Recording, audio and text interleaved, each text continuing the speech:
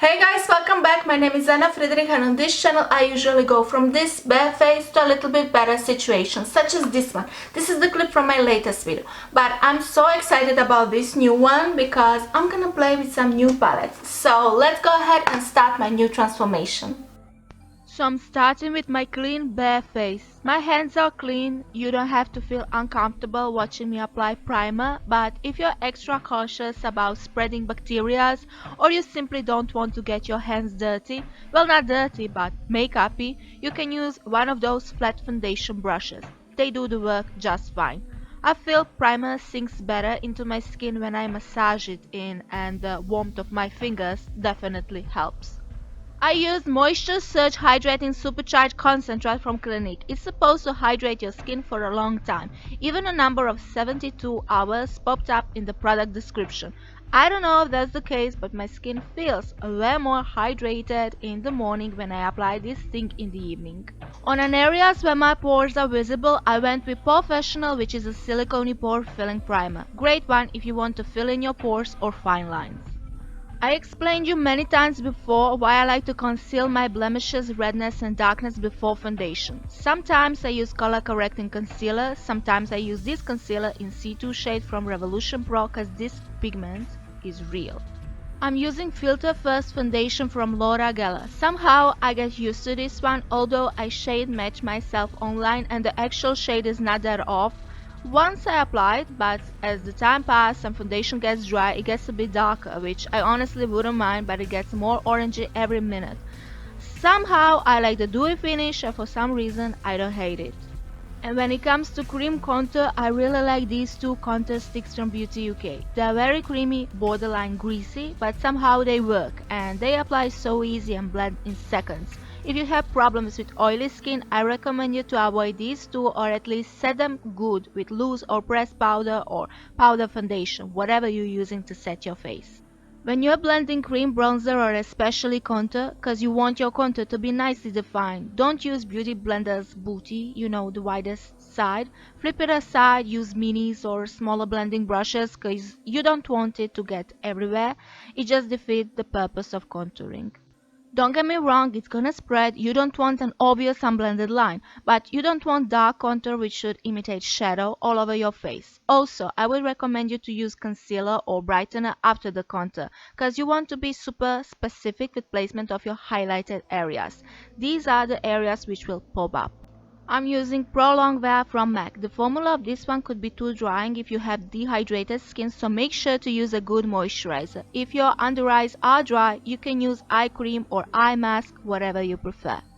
I used Infinity Loose Powder in shade Light under my eyes, and I love to use this ultra soft brush to give myself an airbrush finish. You can use damp, not soaking wet sponge for the exactly same thing. Also start with a small amount of powder and spread it evenly. If you want to bake, you can, on top of that already powdered base. The result looks prettier, especially if you're using powder which has a slight tint into it. Also, don't use too much of a pressure cause that can disrupt your base. If you feel you added too much or if you think it's too dark, I recommend you to go on top with loose powder rather than go aggressively when trying to blend out mistakes away. This is the first time I'm using this palette. It's Saharan Blush Palette Volume 2 from Juvia's Place. Since I don't know anything about the pigmentation of this bronzer shade, I'm testing it out first on my hand, tapping off the excess and starting in my hairline. If your skin is oily type, during the day when your oils come through, don't go on top of your oils directly with setting powder. No, if you don't want to buy blotting paper, you can use just an ordinary tissue and gently tap it on the areas where your oils came through and then go with the powder. Otherwise, it won't look good.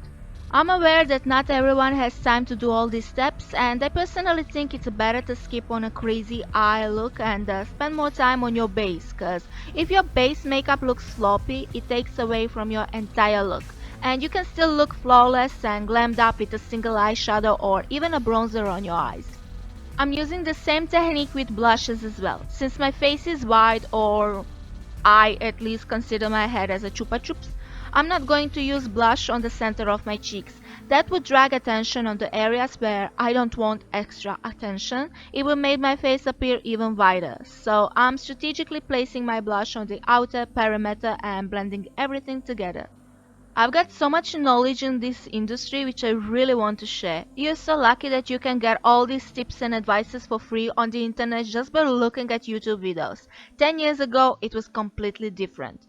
In my tutorials, I try to mention only products which I've used, avoid all the unnecessary conversations because I'm getting so much hate because of my strange accent, my bad English, and unpleasant voice in general. I would like to apologize to everyone if my voice disturbs you, but I noticed that this negative criticism affected my job way too much and I can't jeopardize and I won't jeopardize my channel because certain people are disgusted, offended or annoyed with some elements of my existence. So I'll focus on teaching you as much as possible and ignore my imperfections. Hopefully you can do the same. This highlight has a nice golden shade, but just cause I want my highlight to be extra glowy, I'm going with Artist Couture and shade Illuminati. My face is not completely dry, so this will melt into my skin and give me that glow which I love. Warrior 2 palette from Juvia's Place contains 9 matte shades. It's the first fully matte palette Juvia's Place released. I heard mixed opinions and impressions, but I can tell you straight away, I don't mind fully matte palette. I own a lot of palettes from this brand and I love their both matte and shimmer formulas. Before you start, make sure you don't have any creases on your eyes. I like to start with the bone shade all over my lid and crease. Not everyone does, especially nowadays when P. Louise base becomes so popular. It's a tacky base and you're not supposed to set it. You can use the same technique with concealer, but I don't feel like I need to. I believe I'll get enough pigment. I went with fluffy blending brush and transition shade before my main shade. I really wanted to go with this beautiful burgundy shade and I'm using smaller taper blending brush. The darker the shades, the smaller the brush, remember that guys. And I'm taking my time with blending and smoking it out. And guys, I would just like to mention that this foundation is very liquidy, so I advise you to use a brush for application because Beauty Blender will soak up too much of a product in case you don't want to waste your product. If you're sponge addict, you can always go on top and blend more, or if you want to remove potential brush strokes or remove additional product if you feel like you apply too much. Anyway, I used that white shade from the palette just to smoke it out and diffuse the edges, and on the lower lash line I use exactly the same shades. It feels so satisfying looking at this holographic eyeshadow topper from Barry M. This one is in shade Asteroid, but I got this entire collection. I'm sure I'll use them more on this channel because all of them are super beautiful and very reflective. And for this spotlight eye look, I just decided to skip the wing by draw a thin line with eyeliner and tight line my upper lash line so my fake lashes will blend seamlessly with my natural lashes. I went with Extreme Black Mascara from Estee Lauder. I love this one because it doesn't smudge on me and these dramatic second guessing lashes in style Loud Revenge. I don't use lip liners on a regular basis. I can go directly with liquid lipstick if it has a pointy applicator, but today I'm working with very dark shades so I don't want any mistakes. I went with lip liner from Revolution in shade Noble, and although I love this shade, the pencil itself crumbled. Maybe it would perform nicer if I warmed it up, but I haven't, so we'll never know. With Chamber lipstick in shade 4A2 and a pinch of metallic lipstick from Milani in shade My Soulmate, I finished this tutorial. What do you say? Is this palette boring, dull, or you think it's a nice everyday palette? To be honest, I like the blush palette. I would refer to that one as a face palette since it contained a bronzer shade and shimmery blush toppers or highlighters. I was not blown away with it. It performed nicely as you could see with your own eyes, but I feel like Juvia's Place as a brand will still remain known as the best eyeshadow brand, the most pigmented eyeshadow brand, or even the most interesting eyeshadow color selection palette brand, rather than brand which has the most amazing face powders. But who knows what future brings. I'll definitely keep using both of these. Thank you for watching, enjoy your day, and bye bye.